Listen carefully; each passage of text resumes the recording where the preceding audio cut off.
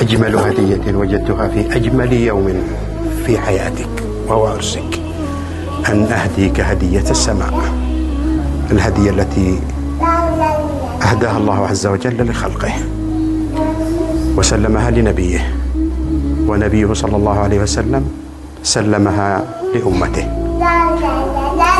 هذا دليلك إلى الله ودليل زوجتك وأبنائك، دليلك إلى الجنة. هذا دليلك في الدنيا تستعين به، يهديك به الله عز وجل لتستطيع أن تقتحم عقبات الحياة. الله عز وجل قال لنبيه: فاستمسك بالذي أوحي إليك. وأنا أقول لك يا ولدي: فاستمسك بالذي أهديته إليك، إنه كتاب الله عز وجل.